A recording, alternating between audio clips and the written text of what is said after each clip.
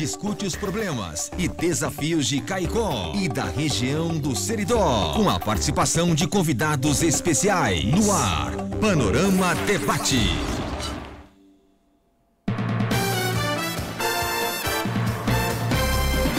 7h03, confirmando 7h03. Olha, gente, o Senado aprovou por unanimidade, na última terça-feira, dia 25, a proposta de emenda à Constituição PEC, que altera regras e torna permanente o Fundeb, fundo que financia a educação básica.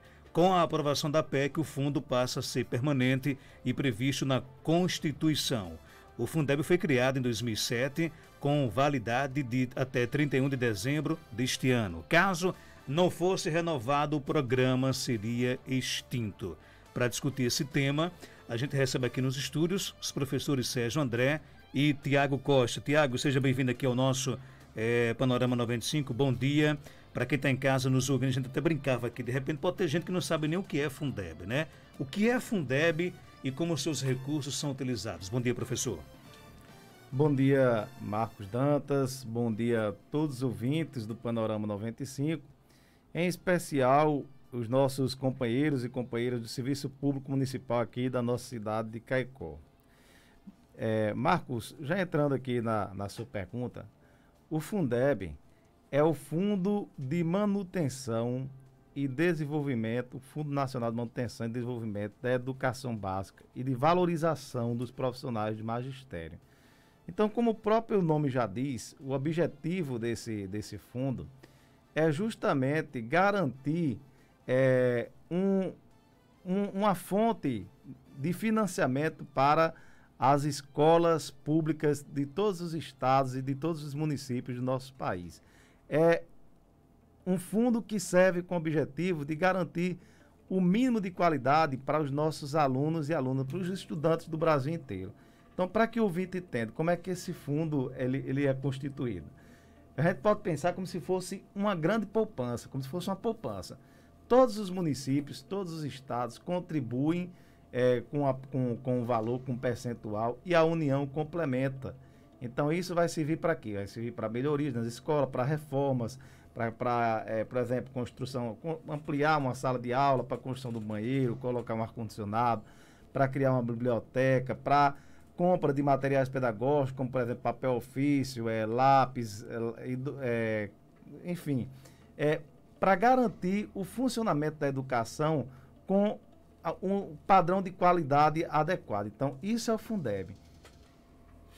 Professor Sérgio, bom dia, seja bem-vindo aqui ao nosso Panorama 95. Bom dia, Marcos, bom dia, ouvintes do Panorama 95.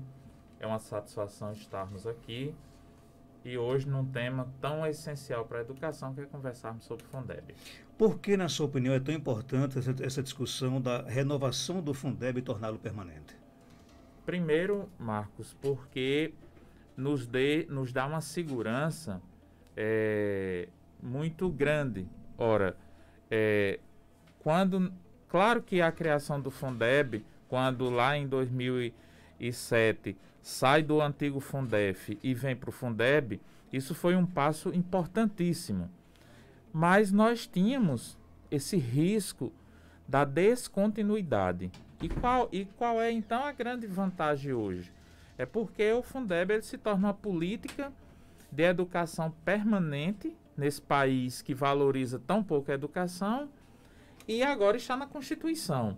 E a gente sabe que para mexer na Constituição é um processo mais complexo. Para vocês terem uma ideia, a lei que o Senado aprovou na última terça-feira, ela vinha sendo discutida há 5 anos no Congresso. Então não é um processo simples você fazer uma alteração na estrutura da Constituição brasileira.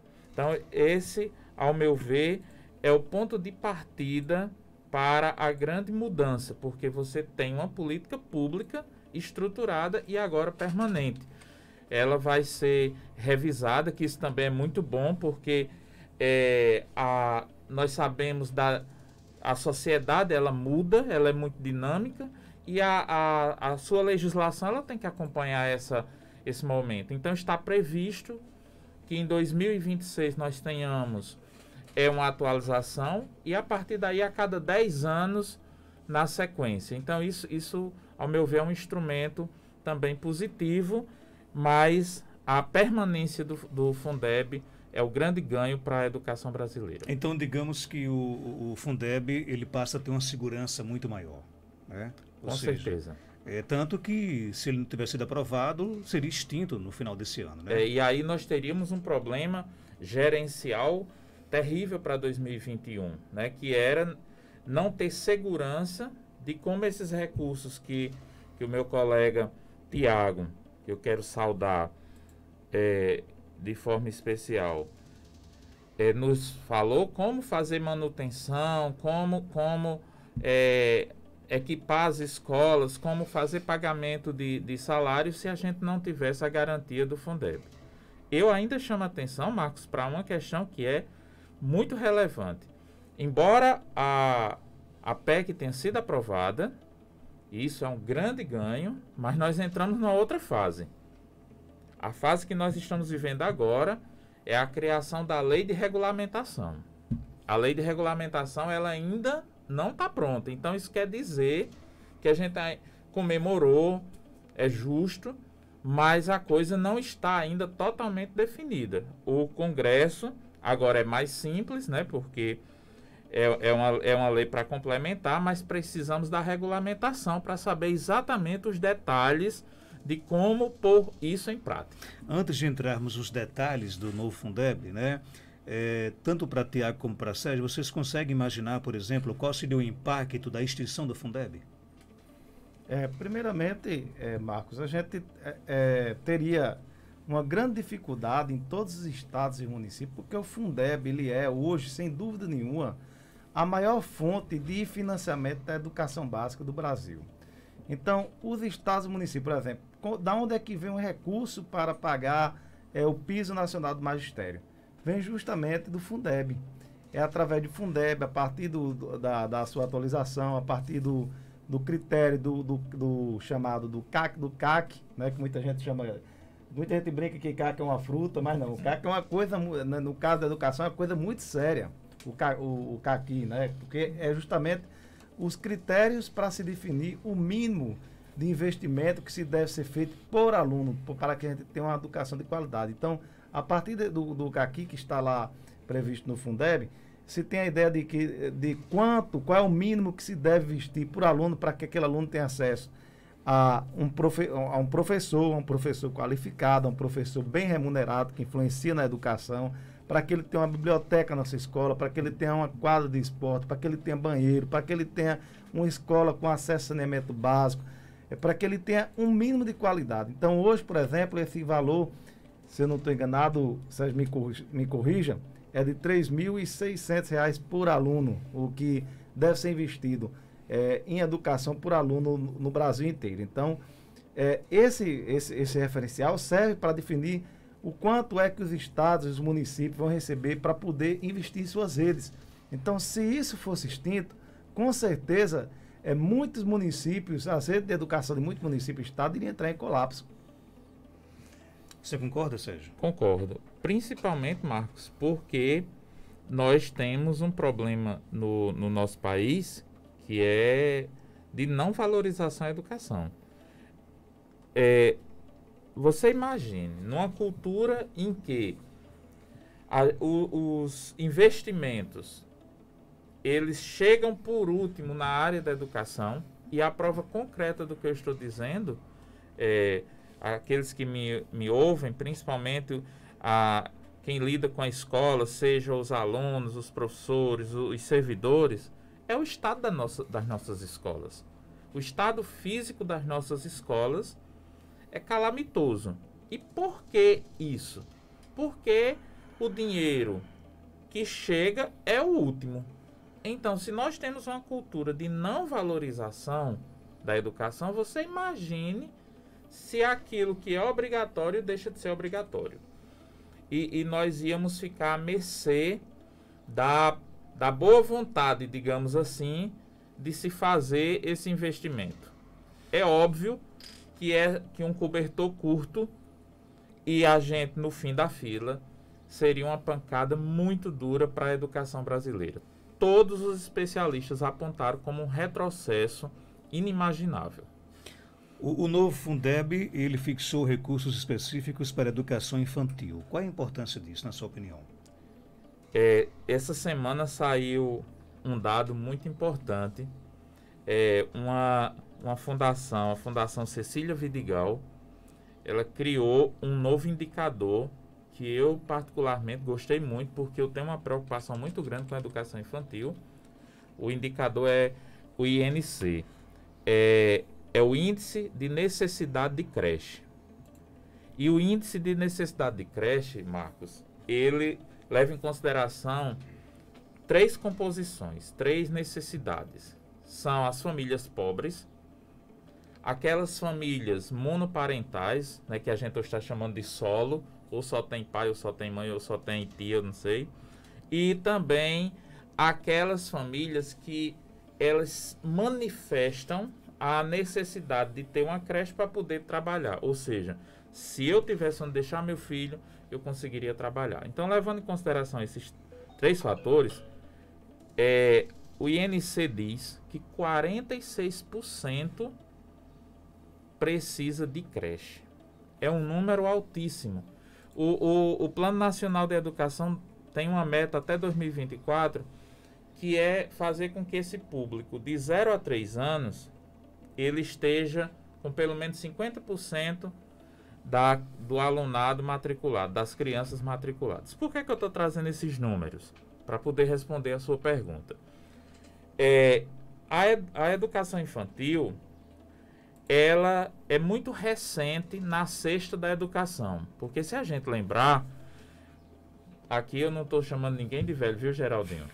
Mas no nosso... Ele está ficando mais velho hoje, inclusive. Tá, Geraldinho? Parabéns, então. 32 tá fazendo anos de existência. 15 anos hoje? 32. Graças a Deus. Então, no nosso tempo, quando a gente era da educação infantil, quem nos cuidava não era o Ministério da Educação.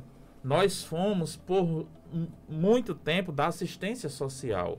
Nós éramos vistos como uma política social apenas. Com o avanço, com a chegada desse século, é que nós então entramos na pasta da educação. E isso nos traz um atraso incrível. Se nós falamos de estrutura de escola que é inadequada, então você multiplique isso várias vezes para entender a educação infantil. Se você fala de dificuldade pedagógica, você multiplica isso várias vezes para chegar na educação infantil. E o novo Fundeb, ele traz um item que é sumamente importante, porque nós saímos de 10% da complementação e fomos para 23%, né?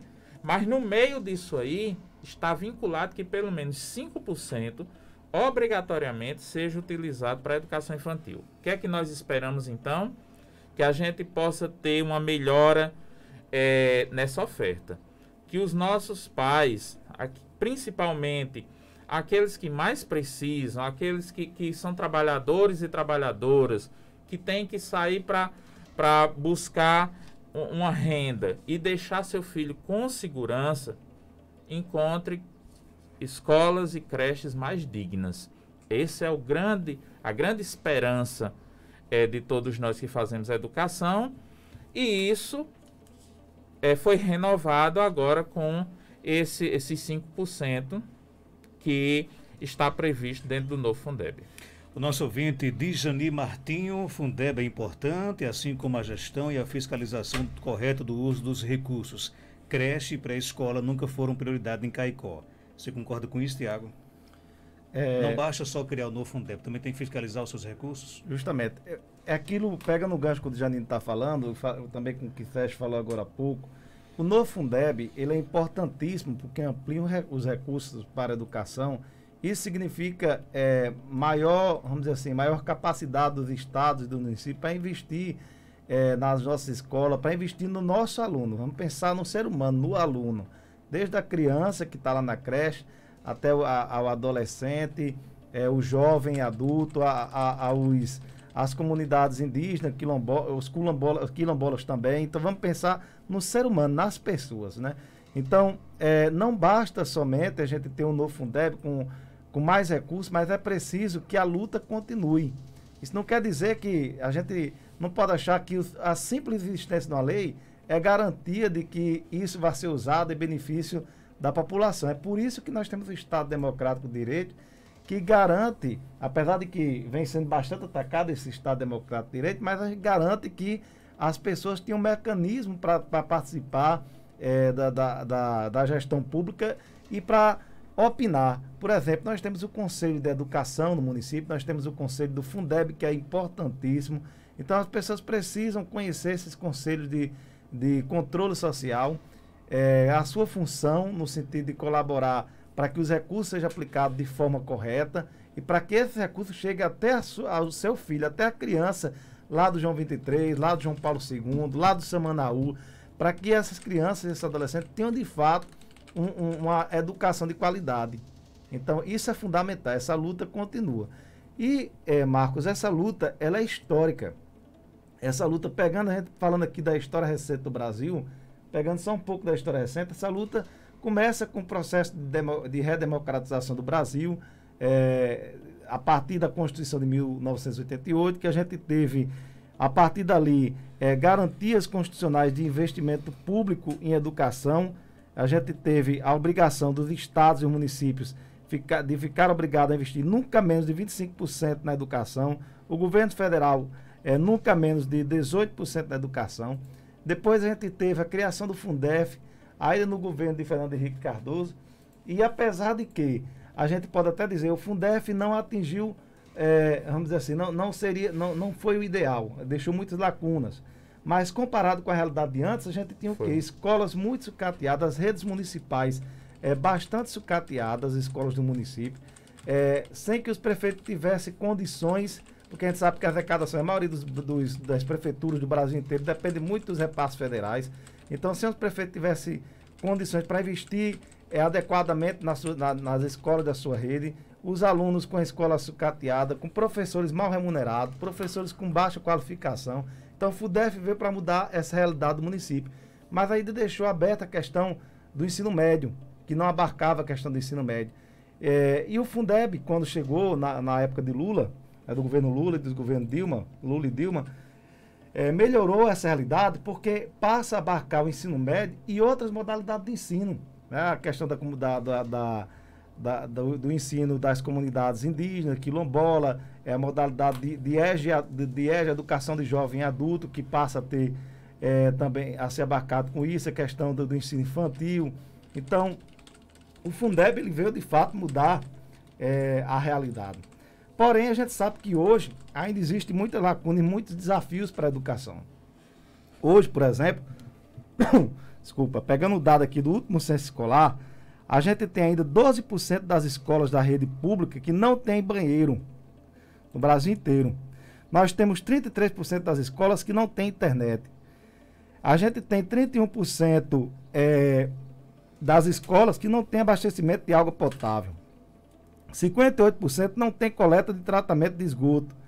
68% não tem biblioteca e 67% não tem quadra de esportes. Então a gente tem que pensar aqui que tudo isso afeta justamente, principalmente, os filhos dos trabalhadores, das trabalhadoras, principalmente das comunidades mais pobres, dos bairros mais periféricos, mais afastados dos centros, as cidades dos interiores onde tem menos recursos. Porque a gente sabe que o Fundeb é o mínimo que vem para ser investido. Mas não quer dizer que os estados e os municípios que têm melhores condições, os estados mais ricos, os municípios mais ricos, geralmente investem mais, ou deveriam investir mais. Então, essa realidade, ela precisa ser transformada. Essa é a realidade que precisa ser transformada. O objetivo do Fundeb é garantir isso. O objetivo do Fundeb é garantir isso. Então, a gente tem esse grande desafio pela frente, mas que depende principalmente do acompanhamento da sociedade, da mobilização da sociedade e da luta permanente pela educação pública de qualidade. As regras do atual Fundeb estipulam que 70% dos recursos sejam destinados ao pagamento dos salários dos professores. Qual a sua opinião sobre isso, Sérgio? Isso do novo Fundeb, né, Marcos? Essa questão, eu tenho uma opinião muito muito formada a respeito desse item que é tão importante. Vou falar do Fundeb, que ainda está em vigência. Lá no seu início, ele dizia, claro, e era muito rígido, Marcos, 60% é pagamento de professor, 40% era para manutenção. Bem, os anos foram se passando e os gargalos foram aumentando e a gente foi vendo que os gestores municipais e os estaduais também, eles foram esticando a corda nos 40%. E hoje tem município que já compromete 100% do valor recebido do Fundeb para pagamento de folha. Inclusive o nosso. Certo. Qual é a mazela consequente disso? As escolas caem nos pedaços que nós temos. Mas agora a coisa aumentou um pouquinho. O percentual que era de 60, ele foi para 70. E 30 para manutenção. Não especificamente, porque dentro do que está aumentado, pelo menos 15 tem que ser para manutenção. Você veja que uma cozinheira, as cozinheiras que são tão importantes para fazer merenda escolar por meninos, elas não podiam receber pelo Fundeb legalmente. Dentro do novo Fundeb, elas foram inclusas. Mas você veja qual é a problemática que nós temos. Se nós não tivermos uma gerência bem feita sobre oferta de vagas, nós precisamos ampliar a oferta de vagas, mas essa ampliação de oferta de vaga ela tem que ser feita de forma extremamente competente. Se nós não tivermos a garantia que os nossos professores eles realmente estejam em sala de aula, né, compreenda o que lhe é da sua competência, nós vamos continuar tendo o estrangulamento desse percentual e isso traz algumas consequências diretas. Nós vamos continuar tendo dificuldade de dar ao professor o que lhe é de direito, como, por exemplo, as promoções, né?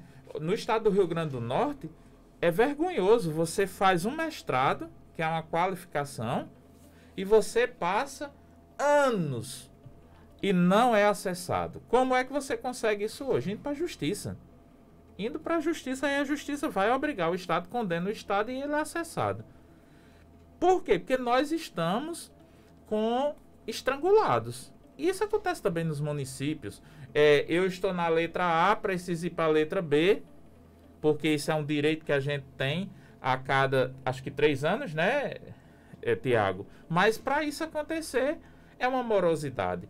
Então, isso é uma consequência de um quadro inchado. E às vezes o inchaço desse quadro, Marcos, é pela má distribuição. Nós temos escolas, é verdade, caem nos pedaços, mas com turma de 5 alunos, de 7 alunos. Aí você passa 2 ruas, aí tem outra escola oferecendo a mesma coisa com 5 alunos, com 7 alunos. Já imaginou se uma turma aqui com 5, uma turma aqui com 7, a gente tivesse uma turma com 12, nós já diminuiríamos 50% desse custo aqui. Isso vai direto naquela dos 70%. Então, garantir melhores condições para os nossos professores trabalharem, garantir melhores salários e garantir melhor espaço físico para os nossos alunos, não é só dinheiro, não. O dinheiro é importante, mas se você não tiver uma gestão de competência à frente dessas secretarias, que saiba fazer, que tenha a decisão de fazer, só o dinheiro não vai resolver, não. Inemário Dantas de Medeiros, bom dia, sou educador e muitas vezes nós reclamamos muito e com razão. O Fundeb foi um pedido da classe educadora para ser aprovado e agora que Nós precisamos reconhecer o empenho de todos, inclusive da classe política. Então é momento de agradecimento. Vamos reconhecer e não somente lamentar. Ele conclui aqui: as escolas brasileiras foram contempladas com o programa Escola Conectada e aquelas instituições que já receberam os recursos já estão com internet e banda larga entre 50 e 200 megas. Depende do total de alunos que a escola dispõe. Parabéns pelo debate. Um abraço, Nemário. Acho que ele é professor, pelo que eu vi aqui no seu Facebook, lá da cidade de Acari, né? Jussara Costa, vocês conhecem o Nemário? Não, conheço não, mas Acari... Acari é terra muito boa, né? E de bons profissionais na educação. Aqui em Caicó, Jussara Costa coloca o seguinte: aqui em Caicó pagam todas as secretarias e nós, professores, somos os últimos. O Fundeb corrige isso, essa questão de pagamento do professor ou não? Ou depende muito do gestor? Essa questão de organização do calendário de pagamento depende do gestor. Agora, isso entra um pouco naquilo que Sérgio acabou de falar, na questão da organização, na questão da gestão, a organização da rede. Porque uma coisa que a gente precisa entender, o Fundeb, ele estabelece recursos para ser investido na educação. Agora, é preciso que a rede esteja bem organizada. Se você tem poucos alunos em uma turma, e um professor destinado ali para 5 alunos, para 6 alunos, quando a gente deveria ter turmas, a depender do ano escolar, de no mínimo 25, 30 alunos, a depender do ano escolar. Aí isso vai se estendendo para várias realidades do município. A gente vai acabar que o recurso que era para pagar, por exemplo, a 2 professores, a 3 professores, acaba sendo usado para custear um professor. Então, isso vai prejudicar, de certa forma, as finanças do município, os recursos que devem ser distribuídos para pagamento dos servidores da educação. Isso depende muito. O município de Caicó precisa muito que seja feito, que se tenha um olhar muito atento para isso e que se tenha coragem para promover as mudanças que precisam ser feitas. Enquanto isso não acontecer, por exemplo, a gente vai ter dificuldade para uma coisa que há tempos a gente luta, que é, por exemplo, a aplicação do texto da oratividade. Mas para isso tem que ter coragem, tem que ter mudança. E até hoje, infelizmente, o município não teve coragem de enfrentar esses gargalos. Naide Lopes coloca o seguinte: olho vivo a forma como o piso do professor é reajustado atualmente, não pode mudar. Os políticos precisam entender e, acima de tudo, compreender que esse país só prosperará se o trabalho do professor for valorizado, né? Tá mandando um abraço aqui para o professor Tiago e também para o Sérgio André. Eu quero aqui agradecer a participação de vocês, né? Eu acho que o debate ele foi muito bom, né? Só para fechar aqui, vocês acreditam que o Fundeb permanente assegura a sua manutenção ou ainda não? Ou depende de muitos outros fatores? Marcos, uma coisa que é importante também a gente dizer, aí para responder a sua pergunta, é que o Fundeb, ele é fruto de uma cesta de impostos.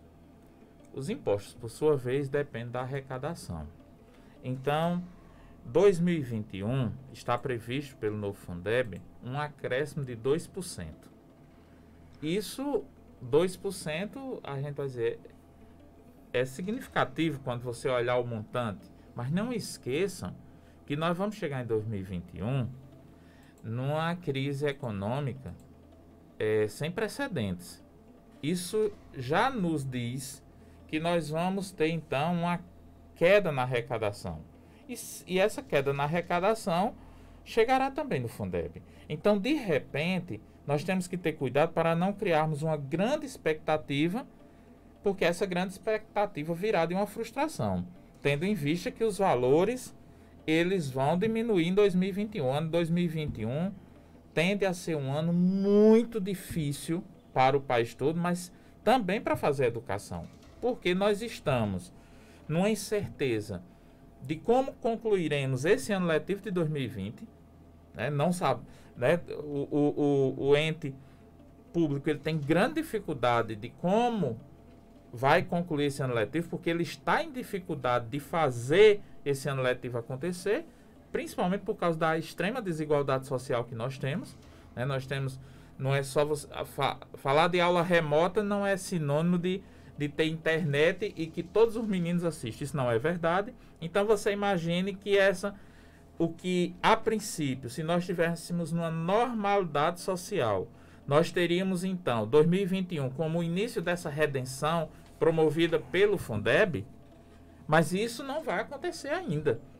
Então, assim, vai ter que ser um ano de muito esforço, vai ter que ser um ano de compreensão, mas um ano de fazer. Nós não podemos nos esconder atrás do birô, né? Seja eu professor, seja eu a merendeira, seja eu o secretário, seja eu o prefeito, porque isso não nos tirará do caos que nós nos encontramos. Ok, obrigado, Sérgio. Tiago, obrigado pela sua participação aqui no nosso programa. Algo mais a acrescentar, pode ficar à vontade. Só reforçar que, por mais que a gente tenha sido aprovado no Fundeb, a gente precisa ainda que haja muita união e muita luta da classe trabalhadora, daqueles que fazem educação e da sociedade. Porque, por exemplo, a aprovação do Fundeb não garante para o próximo ano o pagamento do piso nacional do magistério. Porque nós temos uma lei que foi aprovada recentemente pelo atual governo e pelo Congresso, que é a Lei Complementar 173, que congela os salários dos servidores até dezembro de 2021. Então, os salários dos servidores, a questão das promoções e tudo, isso abarca a educação também, está congelado, com exceção da saúde e da assistência social. Então, minha gente, você ouvinte que nos escuta nesse momento, professores, professoras, trabalhadores em geral na educação, é preciso, pais, alunos, que a gente una força, porque a luta não acabou. A luta precisa continuar, assim como o Fundeb é permanente, a luta precisa ser permanente. Ok, obrigado, 7h35. Já já a gente volta após o nosso intervalo comercial com o quadro Check-up no rádio. Dr. Robson Góes participa já já aqui do nosso programa. Estamos apresentando Panorama 95.